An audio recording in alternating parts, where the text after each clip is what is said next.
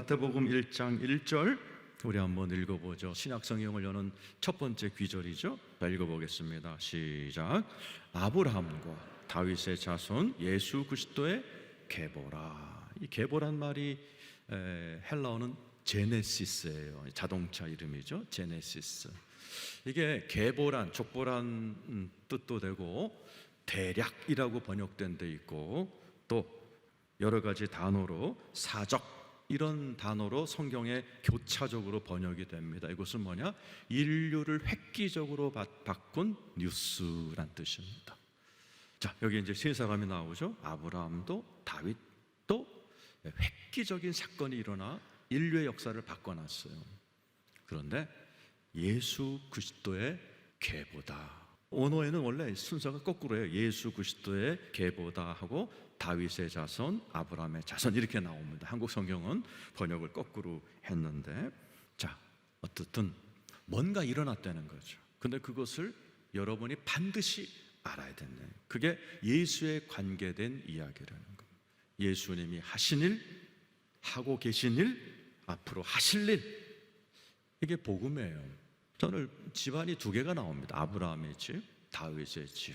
이 집에 무언가 특별한 게 있었다라는 것을 설명합니다. 그리고 이걸 기반으로 더 특별한 것이 예수 믿는 자에게 주어진다. 그러니까 결론은 뒤에 나와요. 오늘 설교를 들으면서 많은 분들이 우리한테는 우리한테 뭐가 주어졌지? 궁금하면서 설교를 들으셨다고 그래요.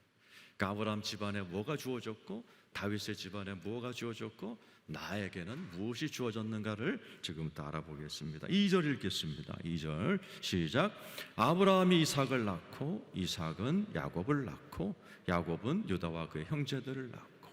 아브라함이 이삭을 낳았어요. 몇 살에? 100살에. 자, 아브라함은 75세까지 정말 아무것도 못한 복이 지지리도 없는 인간이었습니다. 75세까지 아이도 없었다고 돼 있고 직업도 변변찮은, 아버지가 우상을 만들면 그거 배달하는, 요즘 말로 택배하는 그런 75세 할아버지를 상상해 보세요. 비참하죠. 그에게 어느 날 하나님이 찾아와 선물 하나를 줬어요. 그게 언약입니다. 75세까지 지지도 복이 없던 아브라함의 인생에 하나님의 언약이 나타나서 그의 인생에 보이지 않는 광선을 비치기 시작해요. 그때부터 아브라함의 인생이 싹 변화합니다. 놀라운 축복이 일어나고 아브라함의 몸도 변하여 100살에 아이를 낳아요.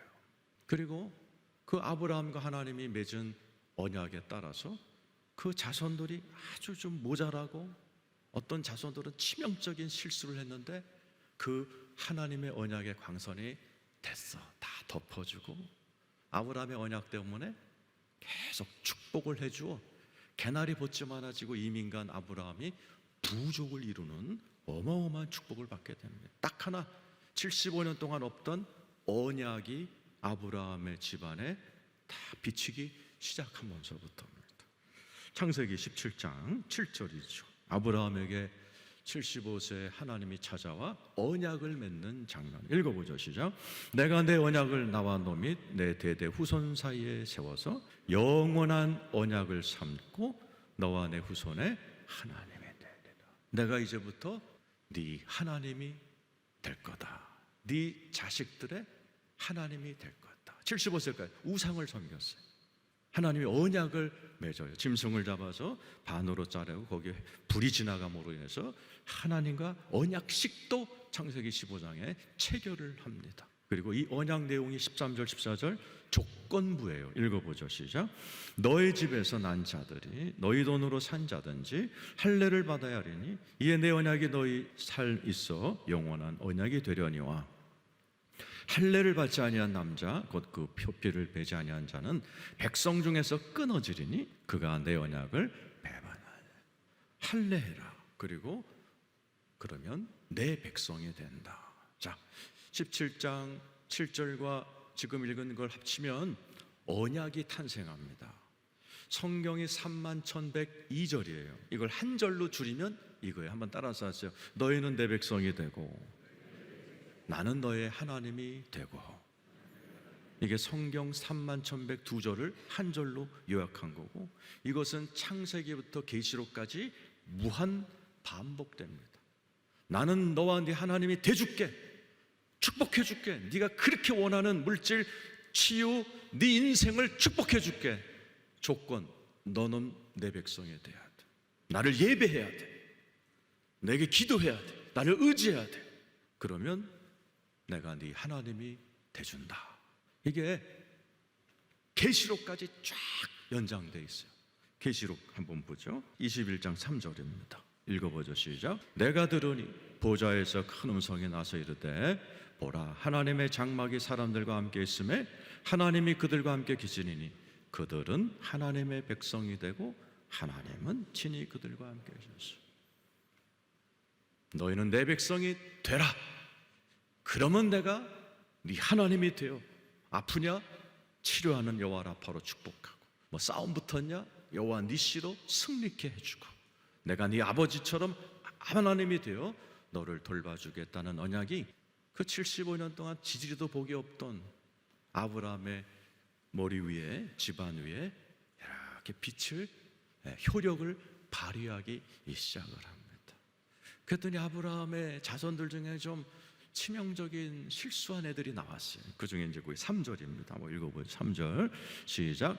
유다는 다말에게서 베레스와 세라를 낳고, 베레스는 헤솔을 낳고, 헤솔은 나몰을 낳고. 유다가 이제 아브라함의 증손자잖아요, 그죠? 여러분이 알죠? 유다와 다말에게서 베레스가, 둘이 무슨 관계예요? 시아버지와 며느리 관계입니다. 유다가 이제 그러니까 성욕이 있으니까는 길거리에서 이제 창년 줄 알고 들어갔더니 며느리가 변장하고 있다가, 이런 해괴막직한 일이 성경에 있어요. 그러면 여러분, 우리가 상식적으로 도덕적인 잣대에서 보면 이 집안 완전히 찍히고 이게 망해야 되잖아요. 베레스가 나왔어요. 근데 베레스는 이스라엘 역사에서 축복의 대명사가 될 만큼 잘 됐습니다. 이 말은 뭐냐? 위에 하나님의 언약이 효력을 발휘하는 거예요. 아브라함과 맺은 언약 때문에, 야, 그래, 괜찮다, 실수해도 실수, 그냥 하나님의 은혜로 덮어주는 거예요. 그리고 저 유다 민족에서 누가 나와요? 다윗이 나오고 예수님이 탄생합니다. 그리고 이스라엘 백성들은 예수 그리스도는 다윗의 자손 베레스의 자손으로 탄생한다, 이렇게 할 만큼 다윗과 버금가는 축복을 받은 자가 베레스예요. 우리 하나님은 언약의 하나님이에요. 한번 따라서 하세요. 하나님은 모든 것을 합력하여 선을 이루십니다. 믿으시면 아멘 하시기를 축원합니다. 그래서 이때부터 아브라함의 자손들이 조금 어렵고 힘든 일을 당하면 하나님이 나타나셔서 꼭 이런 말을 해요. 내가 너를 축복할 텐데 아브라함과 맺은 언약 때문이야. 이렇게 축복을 하십니다. 부럽죠? 예수 믿는 분 아멘 해보세요. 여러분은 이 언약보다 훨씬 고급스럽고 더 좋은 언약이 여러분에게 주어졌던 사실을 믿으시기를 축원합니다. 아브라함의 자손이 여러분을 부러워할 정도로 여러분에게는 예수 그리스도를 통해서 엄청난 축복이 주어졌어요. 근데 이 언약은 발전해요. 그래서 다윗에게 하나님이 더 고급스럽고 업그레이드된 언약을 선물하세요. 그래서 목동이었던 다윗, 8번째 아들로서 7 친형제들에게 왕따 당했던 다윗, 이 다윗이 나라를 세우고 왕이 되어버립니다. 그게 이제 6절부터예요. 자, 6절 읽어보죠. 6절입니다. 자, 시작. 이새는 다윗 왕을 낳으니라. 다윗은 우리아의 아내에게서 솔로몬을 낳아요. 이상하잖아요, 그죠? 다윗의 부인이 몇 명이야? 9명이에요. 정실 부인도 있는데 이건 뭐예요? 사고 친 여자 이름을 딱 성경에서 얘기합니다. 우리아의 아내. 아니, 다윗이 지 아내한테 애를 낳아야지 왜 남의 여자에게서 낳았다. 이게 여러분 유명한 밧세바 사건이죠. 다윗이 실수를 해서 한번 나라가 힘들었던 있죠. 그런데도 불구하고 하나님은 다윗의 실수에도 불구하고 솔로몬, 인류 역사상 가장 IQ 높은, 가장 뛰어난 자녀를 선물로 줘버려요. 왜 그래요? 다윗의 머리 위에도 언약이 효력을 발휘하고 있기 때문에. 사무엘하 7장 11절에서 15절입니다. 시작. 전에 내가 사사에게 명령하여 내 백성 이스라엘을 다스리던 때와 같지 아니하게 하고 너를 모든 원수에게서 벗어나 편히 쉬게 하리라. 여호와가 또 내게 이르노니 여호와가 너를 위하여 집을 짓고. 이 말은 무슨? 여러분들 다 집을 짓고 싶죠? 일가를 이룬다고 그랬죠? 멋있는 가문을 이루고 싶고 집도 크게 짓고 싶고 사업도 번창하고 애들 잘 기르는 걸 일가를 이룬다 그래요. 그런데 그렇게 하는 분이 많지 않거든요. 근데 하나님 뭐라고 해요? 내가 져줄게 그러는 거예요. 다윗 네 가문은 내가 책임진다. 이 언약을 해버리신 거예요. 그 다음 절 읽어봐요. 시작. 내 수완이 차서 네 조상들과 함께 누울 때 내가 내 몸에서 날 내 씨를 내 뒤에 세워 그의 나라를 네 자손들은 태어나면 왕이다 그러시는 거죠. 참. 그 다음 절 읽어보죠. 시작. 그는 내 이름을 위하여 집을 건축할 것이요 나는 그의 왕위를 영원히 좀 부족해도 네 새끼들의 왕권은 내가 책임진다 그러는 거죠. 14절 시작. 나는 그에게 아버지가 되고 그는 내게 아들. 언약이 뭐라고 했어요? 너는 내 백성이 되고 나는 너의 하나님이 되고가 오늘 여기 보면 다윗에게는 업그레이드 돼요. 하나님 수준이 아니에요. 나 네 아버지 될게. 넌 내 아들이야. 훨씬 친밀하고 훨씬 고급스럽고 이게 언약이요. 구약에서 신약까지 계속 디벨롭 됩니다. 계속 업그레이드 됩니다. 다윗은 중간에 받은 것도 여러분은 마지막 언약을 받은 사람. 좀 이따 기대하세요. 어마어마한 언약이 우리에게 주어졌다는 사실을 여러분 믿으시기를 축원합니다. 아직 뭔지 모르니까 아멘 소리가 작아요. 그 15절 읽어보세요. 14절 읽어야 되죠. 자 시작. 나는 그에게 아버지가 되고 그는 내게 아들이 되리니. 근데 조건절이야. 그가 만일 죄를 범하면 내가 사람의 매와 인생의 채찍으로 징계한다. 여기에 딱 걸려있는 거죠. 언약이 뭐라고 했어요? 너는 내 백성, 나는 너의 하나님. 내 백성답게 살아야 된다는 거죠. 막 살지 마. 그러면 내가 매를 들겠다. 왜? 아버지니까. 아버지니까 매를 든다는 거죠. 인생 채찍 뭐예요? 사람들 너보다 좀 무시무시한 인간 만나게 해서 네가 스스로 무릎 꿇고 잘못했다고 할 때까지 너보다도 악한 주변 국가들을 동원해서 너를 징계할 수도 있다 그러시는 거죠. 15절 읽어보세요. 시작. 내가 네 앞에서 물러나게 한 사울에게서 내 은총을 빼앗은 것처럼 그에게서. 사울 왕이 전대 왕이죠. 그 사울 왕은 다윗보다 키가 오늘날은 190이 넘은 정말 멋있는 잘생겼다고 돼 있고 키가 보통 사람보다 머리가 하나만 20cm가 더 크다는 거예요. 190 이런 멋있는 사람이에요. 근데 다 마지막에 자살로 끝나거든요. 아들들하고 같이 동반 자살. 이유가 뭐예요? 이게 없어. 다윗에게는 언약이 없어. 그러니까 아무리 잘생기고 뛰어나도 완전히 나가리 인생이 돼버리는 겁니다. 근데 다윗은 체격도 쬐끄맣다고 그랬어요.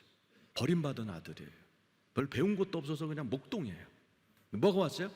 언약이. 이 위에 언약이 있는 거예요. 그러니까 다윗의 자손들 중에 좀 모자란 사람들도 그 언약에 다 카바를 해버리고 하나님의 이 언약 그대로 모자라지만 하나님이 왕 노릇 계속 시켜줘요. 주변 국가는 100년이면 다 끝났어요. 페르시아, 바벨론 다 이렇게 끝나. 근데 다윗의 나라만 400년 갔어요. 특혜를 주신 거예요. 위에 언약이 효력을 발휘하고 있어요. 그런데 언약이 뭐라고 했어요? 따라서 하세요. 너희는 내 백성이 되고 나는 너의 하나님이 되고. 이스라엘 백성들이 하나님의 백성의 언약을 이행하지를 못해요. 우상을 섬기고 예배를 드리지 않아요. 하나님께 예배를 드리지 않아요. 백성들이 우상에게 예배를 드려. 하나님께서 요 위에 있던 언약을 걷어가 버리십니다. 그랬더니 에레미야 33장 20절 21절 읽어보세요. 시작. 여호와께서 이와 같이 말씀하시니라. 너희가 능히 낮에 대한 나의 언약과 밤에 대한 나의 언약을 깨트려 주야로 그때를 잃게 할 수 있어. 니네들이 깨트렸다는 거예요. 예배도 안 드리고 말씀대로 살지도 않고, 하나님께서 니들이 깨트렸으니 그 다음 절 읽어보세요. 시작.